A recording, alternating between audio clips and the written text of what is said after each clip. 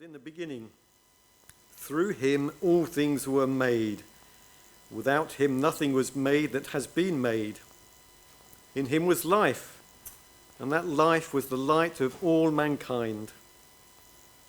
The light shines in the darkness, and the darkness has not overcome it. There was a man sent from God whose name was John.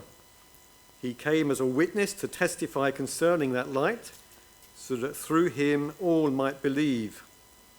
He himself was not the light, he came only as a witness to the light. The true light that gives light to everyone was coming into the world. He was in the world, and though the world was made through him, the world did not receive it, did not recognize him. He came to that which was his own, but his own did not receive him. Yet to all who did receive him, to those who believed in his name, he gave the right to become children of God. Children born not of natural descent, nor of human decision, or a husband's will, but born of God. The Word became flesh and made his dwelling among us. We have seen his glory, the glory of the one and only Son, who came from the Father, full of grace and truth. John testified concerning him. He cried out, saying, "This is the one I spoke about when I said, 'He who comes after me has surpassed me, because he was before me.' Out of his fullness we have all received grace in place of grace already given. For the law was given through Moses, grace and truth came through Jesus Christ. No one has ever seen God, but the one and only Son, who is himself God and is in the closest relationship with the Father, has made him known."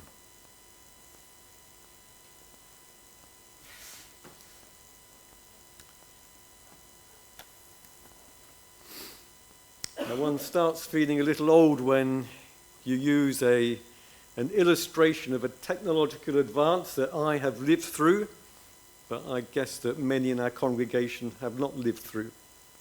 I'm going to talk about television. Now, my grandparents, my mother's parents, bought their first TV in May 1953, so that the whole family could gather together to watch the coronation of Queen Elizabeth II. And I do hasten to add that I was not present at this occasion.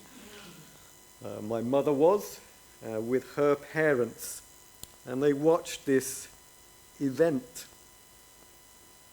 on a box with a small screen with grainy black and white pictures. I grew up watching black and white television. Now, apparently the first colour broadcast in the UK was from Wimbledon on the 1st of July 1967. But my parents did not buy a colour television until the late 1970s, when I was well into my teens. So I grew up watching black and white TV. And it was good. We really enjoyed it. We thought it was great. But when we got a colour TV, wow, that was something special. What a change. What a change. Not to see the world in black and white, but to see it in colour. A massive change. Made a big difference watching the snooker. Some of you young ones might need to think about that a little bit. It made a big change in everything. And today, of course, most people have their huge, great TV screens on the wall, full colour, high definition, with hundreds of channels to choose from. How things have changed in the last 50 or so years. But what's the relevance of all this? Well, in the verses we read, particularly in the verses 15 to 18, which I'm going to focus on this morning, we see that John the Apostle, the author of this gospel, speaks of the difference that Jesus makes. He gives us something of a before and after contrast, especially in verse 16. Out of his fullness, we have all received grace in place of grace already given. For the law was given through Moses, grace and truth came through Jesus Christ. I want to suggest to you this morning that the Old Testament Jewish faith, it was good, but it was like watching black and white TV. And in the New Testament, with the arrival of Jesus Christ and the gospel, our faith is like watching colour TV. That's the kind of difference that Jesus makes. Old Testament Jewish faith was good, but with the arrival of Jesus, basically the same stuff, but even better. With Jesus, we see God revealed in high definition, full colour. Whereas in the Old Testament, people just saw him. Yes, God revealed himself in a more kind of grainy black and white way. Of course, all illustrations are imperfect, but I hope you get the picture. And yes, the pun was intended. With Jesus Christ, there is a massive step forward in our understanding of God. There's a huge jump forward in our ability to see God, to know God, to the Father, the Son, and the Holy Spirit. So I just want to dig in a little bit more detail now in these verses 15 to 18 of John chapter 1. So in verse 15 we read, John testified concerning him. He cried out saying, "This is the one I spoke about when I said, 'He who comes after me has surpassed me because he was before me.'" Enigmatic words, a bit odd. First of all, we need to say that this was John the Baptist that John the Apostle is quoting. I understand this is a little bit confusing that we have two Johns here. We have John the Apostle who is writing the Gospel, and he's talking about and quoting John the Baptist, who was another John, an important person at the time. So John the Baptist, we read in Luke's Gospel, was born to Zechariah and Elizabeth in their mature years, and he was born just a few months before Jesus, which is why he says, "He comes after me." Jesus was born a few months after John the Baptist. The births of John and Jesus are told in Luke's Gospel, and we learn that God revealed to John's father Zechariah that he would be a prophet, and by this time he was a prophet. He was an important figure. Crowds went out into the wilderness to hear him preach, and many were baptized by John, hence his name, John the Baptist. He was something of a celebrity in first century Judea, something of an influencer in first century life. Many heard him preaching. But John the Baptist has the immunity to say of Jesus that he will surpass me. John was someone people thought was important, but he is saying that there will be someone even more important than me. Someone who is greater. And I'm just here to show the way. Jesus is the destination. Perhaps we can see John the Baptist as being someone like a doorman on a palace, whether it's a royal palace here in Britain or a presidential palace somewhere in Africa or France or wherever. John the Baptist is like the doorman who lets you in and then escorts you into the royal reception room or the presidential reception room to see the king or the president. John the Baptist is preparing the way for Jesus. And so we do have these somewhat enigmatic words of John that though he came after me, yes, Jesus was born later, he was before me. How can that be true? Jesus came after me, but John says he was before me. I think the most likely thing that we must conclude is that John had insight revealed to him from God that Jesus existed in the heavenly realms before he was born. We can say in many ways that John the Baptist was the first to teach what the Apostle John has been teaching through this whole passage. That Jesus pre-existed his conception, his birth, that Jesus is eternal, the Word and the Son of God, which we've read throughout this whole prologue. So John the Apostle had a lot of time to reflect on these things, and he wrote these very profound words. In the beginning was the Word was with God, and the Word was what was God.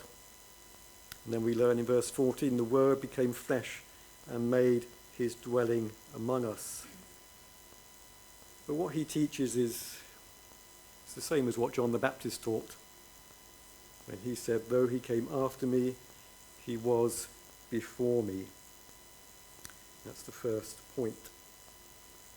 Then in verses 16 and 17, John the Apostle, the author of the Gospel, reflects on Moses and Jesus, the law, grace and truth.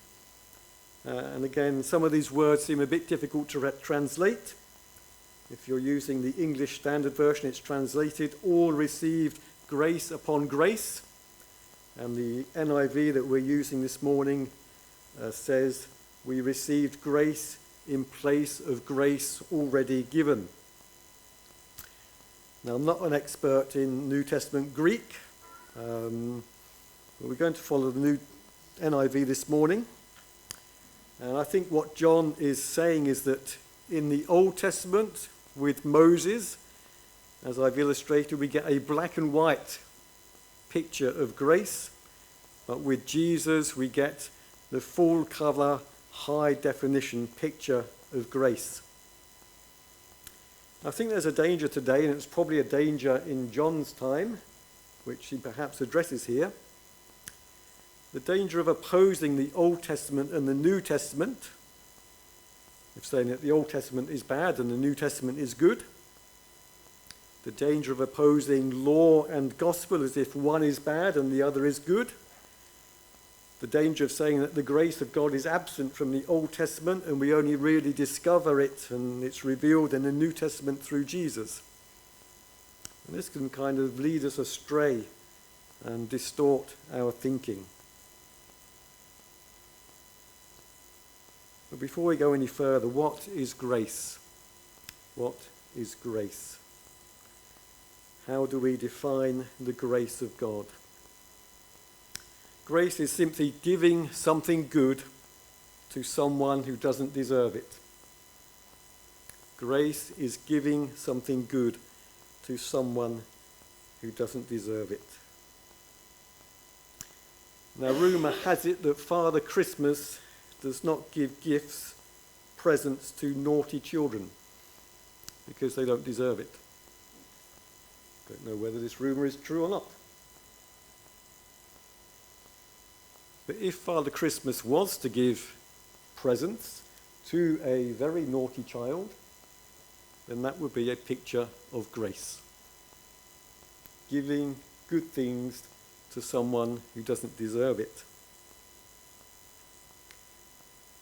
Now, did you know that Father Christmas is based on a real person? Saint Nicholas. Saint Nicholas was a Greek bishop in the 4th century. I think it's the 4th, depends how we count. I think. He went from 270 AD into the 300s, so yes, I think it's the 3rd and 4th century. Now, he lived in southwest Turkey. And according to church tradition, he used his family inheritance to help the poor he often left them gifts of gold. And he often did that secretly. And rumour even has it that he used to drop sometimes bags of gold down people's chimneys. What is myth, what is true, we don't know. It does seem to me that St. Nicholas was a good Christian bishop who shared his wealth with the poor, who did so secretly. And again, we can say that that is a picture of grace.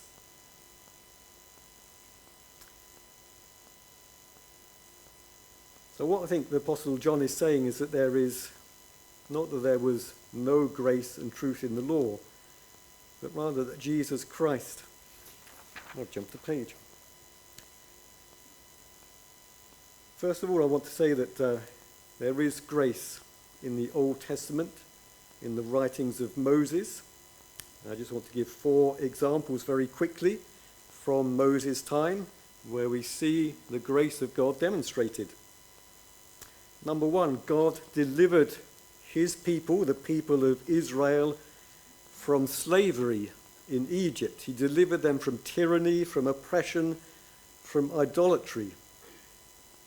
And he did so, not because they deserved it, because they didn't.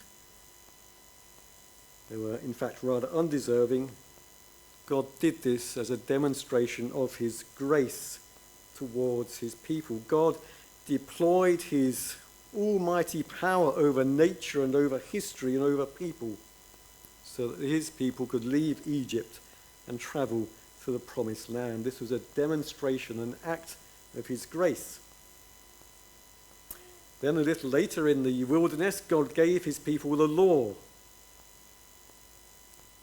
You might say, is that grace? I want to say that the law is a good thing. Do you agree with me? The law is good. And so if God has given it, that's an act of grace. The law protects the well-being of individuals and communities. There are laws against idolatry, which seek to protect our relationship with God. There is the law about the Sabbath, which seeks to protect us from overwork and from neglecting God. There is a law against murder, which essentially protects our right to life.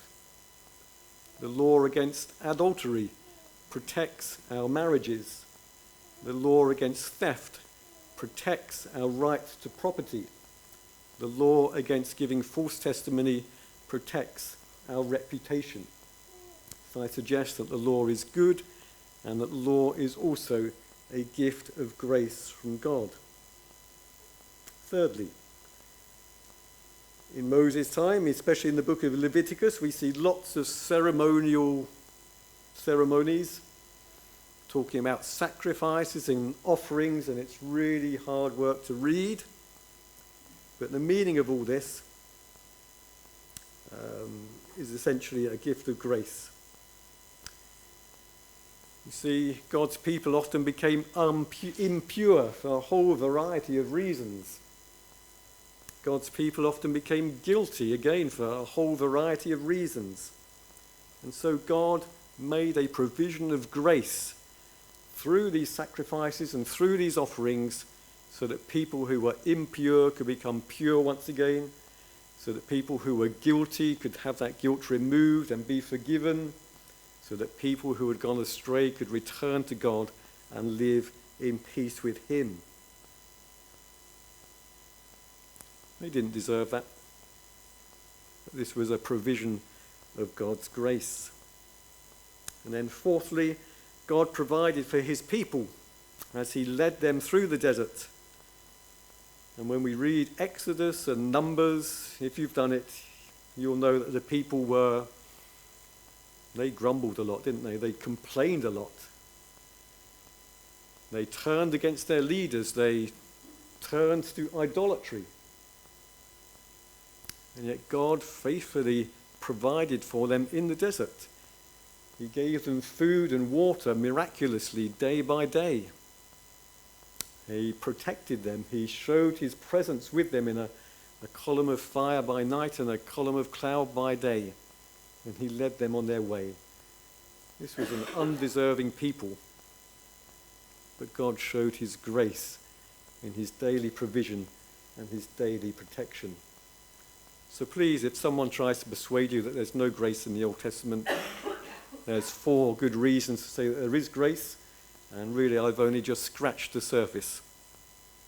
So yes, there is grace in the Old Testament, and we could just read Exodus chapter 34, verses 6 and 7. Should have put a bookmark. Here we go. It's page 93 in the church Bibles. This is actually following the event when the people asked Aaron to make a golden calf and they worshipped it. So God has said no idolatry, and just a few days later the people make an idol, they worship it, and they get involved in all kinds of debauched behaviour. There's lots of toing and froing between Moses and God, with Moses interceding for the people, but at the end God forgives them, and he says this in verse 6. The Lord, the compassionate and gracious God, slow to anger, abounding in love and faithfulness, maintaining love to thousands, and forgiving wickedness, rebellion, and sin. I've described something of the grace of God in the Old Testament. But the Apostle John says to Christian believers that we have received grace upon grace, or grace in place of grace. As I say, the best way that I can illustrate this, express this, is that in Jesus we get the full colour, high definition picture of grace. Another illustration is we can say that the grace and the truth that we see in the Old Testament are like signposts on a motorway or on a back road that tell us the way forward. But with Jesus, we get to the actual destination. So in the Old Testament, there are signposts of grace and truth. With Jesus, we get to the destination of grace and truth. So how does the grace of Jesus Christ surpass the grace of the Old Testament? How does the grace of Jesus Christ magnify or bring into high definition the grace that we already see in the Old Testament? Well, again, there could be a huge amount to say, but I want to limit myself to what we find in John's Gospel. In verse 17, I don't think John is saying that there was no grace or truth in the law or the Old Testament, but rather that Jesus Christ gives us an exponentially enlarged understanding of grace and truth. I just want to highlight 2 aspects now, and one when we celebrate the Lord's Supper. So in verse 18 we read, "No one has ever seen God, but the one and only Son, who is himself God and is in close relationship with the Father, has made him known." Jesus reveals God. He makes God known to us in a far better way than the Old Testament or the law ever did or ever could. And that's not to say that the Old Testament or the law gave us an incorrect or an untrue picture. No, far from it. It's just that Jesus gives us a better picture of God. Again, this is where my illustration comes in, between black and white TV and colour TV. Can you imagine watching a nature documentary about beautiful flowers and birds on black and white TV? You know, there's kind of something lacking, isn't there? And then you see it on full colour, and you see the full splendour and beauty of all that God has created. So yes, what a difference.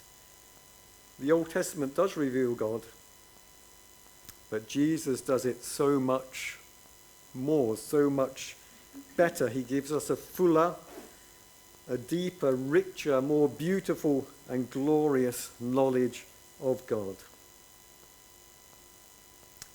Jesus makes God known to us in extraordinary, full-colour, high definition. And this is a gift of grace to the undeserving. A gift of grace to the undeserving.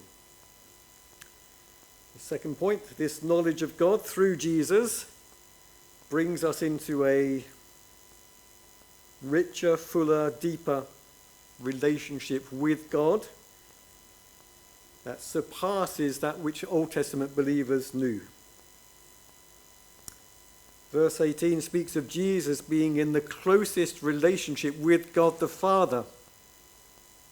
Indeed, Jesus is the Son of God. There's this relationship of intimacy, of closeness between the Father and the Son. And what I want to say is that Jesus brings the believer into a similar or the same relationship with God. And that is something extraordinarily special that the Old Testament believers didn't really have much of a grasp on. In the Old Testament, it's sometimes true to say that the people as a whole were referred to as God's Son, and at other times the kings were referred to as God's Son. But your average ordinary believer didn't see themselves as being in that kind of childlike relationship with a father. It was different. And that's what Jesus brings to us as believers in Jesus Christ. We are taken up into this very closest of relationships with our God, who we can call our Father, and is our Father in every good sense of the word. And we've already seen this, haven't we, as we read in verse 12 of chapter 1 and 13. Yet to all who did receive him, that is Jesus, to those who believed in his name, he gave the right to become children of God. Children born not of natural descent, nor of human decision or a husband's will, but born of God. What Jesus brings us, which is a gift of extraordinary grace, which surpasses anything found in the Old Testament, is to allow us into this very closest relationship with God, a child with his Father. And that's a massive demonstration of God's grace, because frankly we don't deserve it, do we? It's an extraordinary gift of grace. Extraordinary. Well, there would be so much more to say. I just want to leave those things with you and trust that they encourage you and maybe push you on to want to know God better. Perhaps you have a quieter week that lies ahead after all the Christmas festivities. I don't know. Maybe you've still got lots of things to do. There's one thing I want to encourage you to do, and that's take time to read John's Gospel slowly and carefully. Why? Because my heartfelt desire for you and for me as we move into the new year is simply that we might know God better. That we might know God better. And if we're going to follow what John has said, the best way to know God better is to read about Jesus. And if we read John's Gospel, then we will read about Jesus, and as we read about him, we will know God the Father better. My second heartfelt desire for you all, for the year that lies ahead, for you and for me, is that day by day we might learn what it means to live as a child of God, that we learn what it means to relate to God as our Father. And once again, if we read John's Gospel, we see how Jesus, the Son of God, relates to his Father. And as we see that relationship at work, we can know that we're invited into a similar kind of relationship. And we too can learn how to live with God our Father day by day. My third heartfelt wish for you all, and for me, is that we might understand in fuller measure all the depths and the fullness and the richness of God's grace towards us in Jesus Christ. And again, how are we to make progress in all of these things? Well, reading John's Gospel won't do us any harm. On the contrary, as we read John's Gospel, then we can learn more of God's grace and enter into an experience of that grace. So that's my desire for you and for me as we move into the new year, that we might know God better, that we might enjoy his grace and that special relationship that he's given us in Jesus Christ, to know him as Father.